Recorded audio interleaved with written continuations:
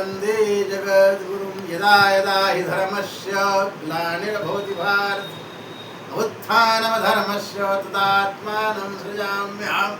भगवान कहते हैं जब जब धर्म की में ग्लानि होती है तब तब मैं अपने को अवतरित करता हूँ, अपनी सर्जना करता हूँ। तो द्वापर में भगवान श्री कृष्ण का जन्म देवकी के गर्भ से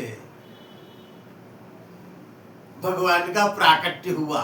जन्म नहीं, प्राकट्य हुआ। भगवान प्रकट हुए। भगवान कोई पैदा नहीं होते हैं, प्रकट होते हैं। और जब धर्म की हानि होती है तो राम जी आते हैं, और जब धर्म की ग्लानि होती है तो कृष्ण जी आते हैं। क्योंकि ग्लानि में जो है सामने से युद्ध नहीं किया जाता है, और ग्लानि जब होती है ना तो कुछ ऐसे कृत्य हो जाते हैं जिससे लोगों में लगता है अधर्म हो रहा है। तो युग धर्म है, हर युग का अलग अलग धर्म होता है, अलग अलग भगवान के आने के कारण होते हैं।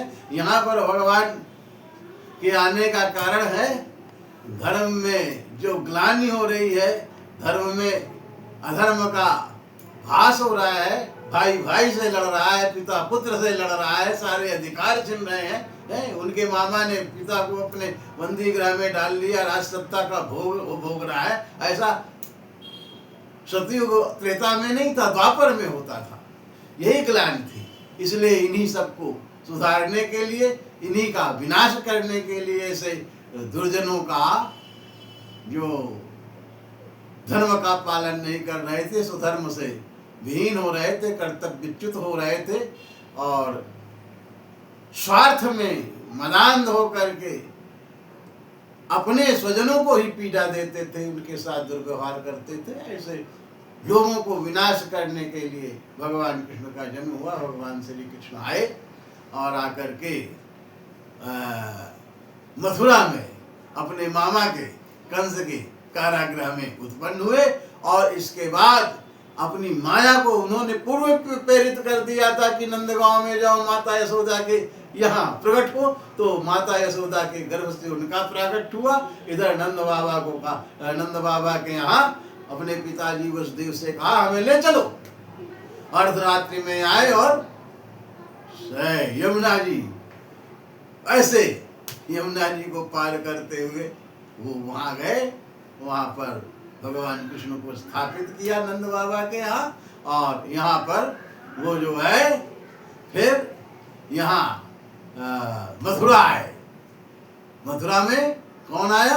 उनकी माया आई, जिसको कंस ने जिसका वध करने का उद्यम किया, लेकिन वो हाथ से छूट गई और विंध्याचल में निवास किया जा करके वो विंध्याचल वासिनी कहलाई।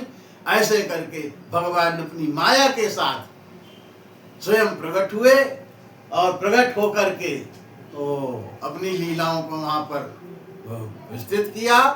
पहले बाल लीलाओं को वहाँ वृंदावन में, नंदगांव में, वृंदावन में किया। तो भगवान का जन्म उत्सव जो है मथुरा में अष्टमी वाले दिन मनाया जाता है, और अष्टमी वही मनाई जाती है जब अर्धरात्रि को अष्टमी जन्म काल में हो। भगवान का जन्म अष्टमी को अर्धरात्रि में हुआ था, और वो जो है भगवान अर्धरात्रि में पधारे, और उनका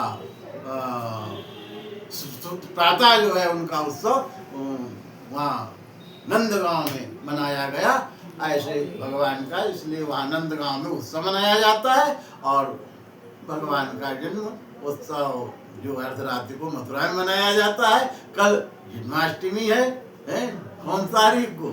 16 अगस्त को, शनिवार के दिन कल अष्टमी है। सभी भक्त लोग प्रेम से अष्टमी का व्रत रहते हैं, भगवान की आराधना करते हैं, और वो जो आनंद उत्सव मनाते हैं वो नवमी वाले दिन नंदगांव में या ब्रज में वो आनंदोत्सव बनता है। महीनों चलता रहता है। भगवान आ गए तो उत्सव है, और वही भगवान की बाल लीलाएं होती हैं।